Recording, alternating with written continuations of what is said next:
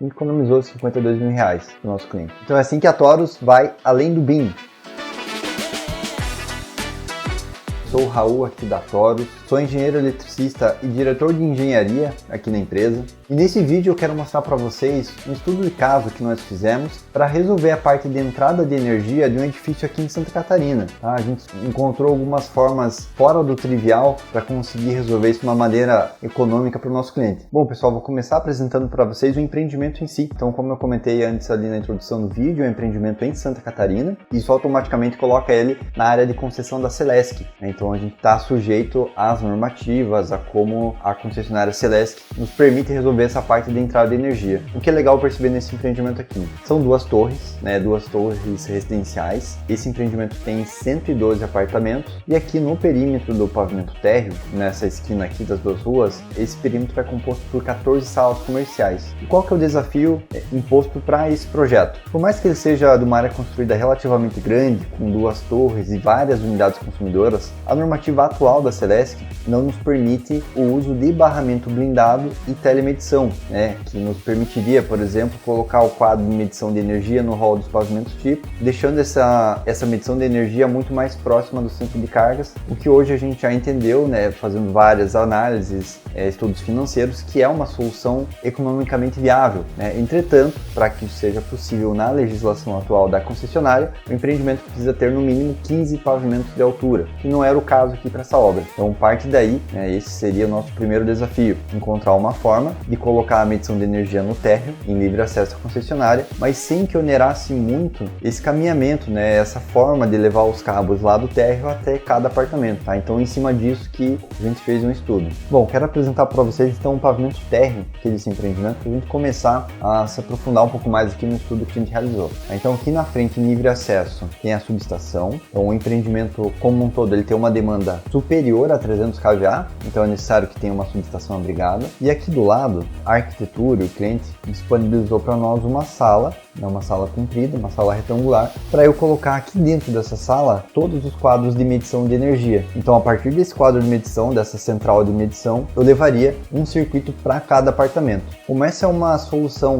relativamente cara pelas dimensões do empreendimento, a gente resolveu estressar um pouco mais as oportunidades nesse sentido. Qual que era o desafio principal aqui nessa obra? Eu estou aqui com o arquivo do projeto estrutural, para vocês se entenderem. Aqui na frente eu tenho a subestação, como eu tinha marcado, então aqui ela está estruturada. E aqui do lado eu tenho aquela sala para medição de energia, então aqui também estruturada. E o que acontece? Ela é como se fosse um anexo da torre, ela está colada na torre, mas ela usa outra estrutura, outros pilares, enfim, ela é meio desconexa. Então isso dificulta eu ter um caminhamento desses cabos entre o quadro de medição e os apartamentos de uma forma mais racional. Qual que seria a forma trivial de resolver essa entrada de energia? Talvez, provavelmente, seria a primeira ideia dos projetistas de um modo geral. Como eu tenho a central de medição aqui, muito provavelmente a opção trivial de alguns projetistas seria fazer um caminhamento enterrado por aqui, por exemplo, para eu ir até o shaft, um shaft para cada torre. Tá, uma coisa mais ou menos assim.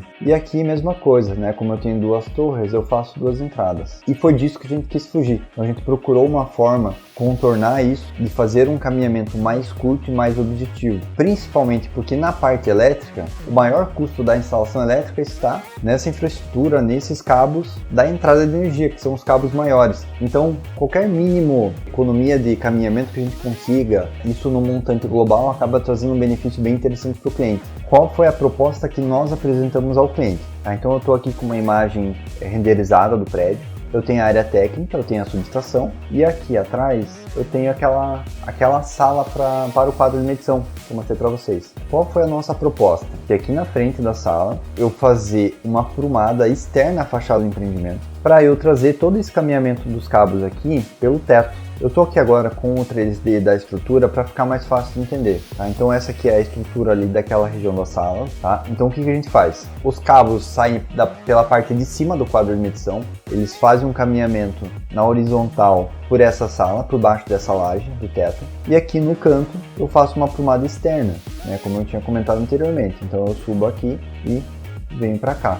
Aqui é o pavimento garagem, tá? Então eu subo com isso tudo no pavimento garagem. No teto do pavimento garagem, eu faço a distribuição entre as torres por eletrocalha de forma sobreposta. Esse aqui é o detalhe que nós apresentamos para o cliente já na fase inicial de projeto, no que a gente chama de fase 0, que é o momento onde a gente vai identificar os espaços para medição, os espaços técnicos. Então já no início do projeto a gente conseguiu encontrar essa oportunidade e isso aqui que foi apresentado para o cliente para ele tomar a decisão, né? Porque de um lado eu tenho uma economia na parte elétrica, né? Entretanto eu tenho ali um dente na fachada, enfim, eu tenho um pequeno impacto visual. Então isso aqui foi apresentado para o cliente. Olhando para a parte elétrica, quais são os benefícios? Primeiro, eu tenho um caminhamento mais curto, tá? Porque ao invés de eu tô com o quadro de medição, eu descer, eu fazer um caminhamento por fora, contornando as salas comerciais, porque eu não posso passar com esse cabo por baixo de áreas privativas. A sala comercial é uma área privativa, então eu teria que ir até a calçada, voltar para o hall.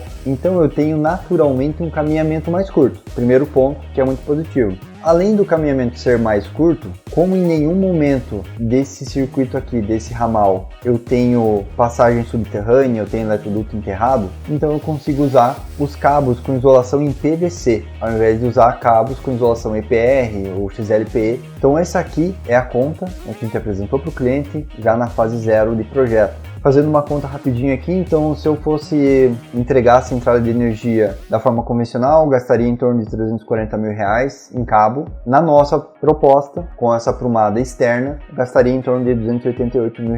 Então só em cabo, o cliente economizou R$52 mil.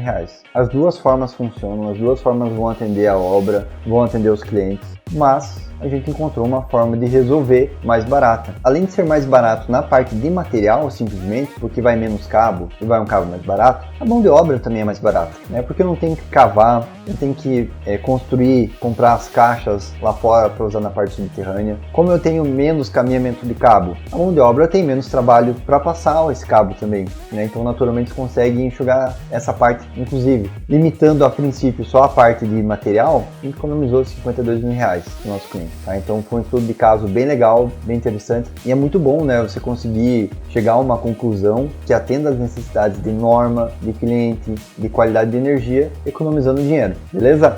Então é assim que a Torus vai além do BIM. Um abraço, até o próximo vídeo.